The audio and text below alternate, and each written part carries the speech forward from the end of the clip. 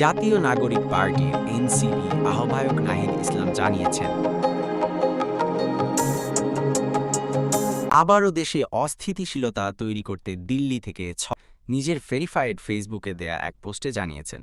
পোস্টে নাহিদ ইসলাম লিখেছেন, বাংলাদেশের রাজনীতিকে সকল প্রকার আধিপত্যবাদ থেকে মুক্ত করে স্বাধীন ও সার্বভৌমভাবে পরিচালনা করাই আমাদের লক্ষ্য। বাংলাদেশকে বারবার বিভাজিত করা হয়েছে, জাতীয় ঐক্য বিনষ্ট করা হয়েছে বাংলাদেশকে দুর্বল করে রাখার লক্ষ্যে।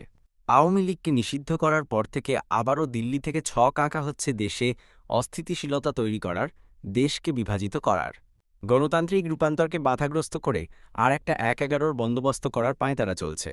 পোস্টে তিনি আরও লিখেছেন, ফ্যাসিবাদ ও আধিপত্যবাদের বিরুদ্ধে দেশপ্রেমিক, বাংলাদেশপন্থী ও ধর্মপ্রাণ ছাত্র জনতাকে সার্বভৌমত্ব, সংস্কার ও জুলাই গণ অভ্যুত্থানের পক্ষে ঐক্যবদ্ধ থাকতে হবে। দেশপ্রেমিক সেনা অফিসার ও সৈনিকদের সার্বভৌমত্ব ও বাংলাদেশ রক্ষায় প্রস্তুত থাকতে হবে। ডাক্তার ইউনূসকে জনগণকে দেয়া সংস্কার, বিচার ও ভোটাধিকারের প্রতিশ্রুতি রক্ষা করতে হবে। উনাকে দায়িত্বে থেকেই রাজনৈতিকভাবে সকল সমস্যার সমাধান করতে হবে। ডক্টর ইউনূস থাকতে না চাইলে বিকল্প বেছে নেবে জনগণ। সালাউদ্দিন আহমেদ। নির্ধারিত সময়ের মধ্যেই জুলাই ঘোষণাপত্র দিতে হবে উল্লেখ করে নাহিদ ইসলাম আরও লিখেছেন, ঘোষিত টাইমফ্রেমের মধ্যেই নির্বাচন হবে। নির্বাচনের আগে মৌলিক সংস্কারের জুলাই সনদ রচিত হবে।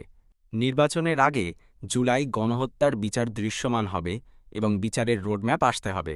নতুন সংবিধানের জন্য গণপরিষদ ও আইনসভার নির্বাচন একসাথে দিতে হবে।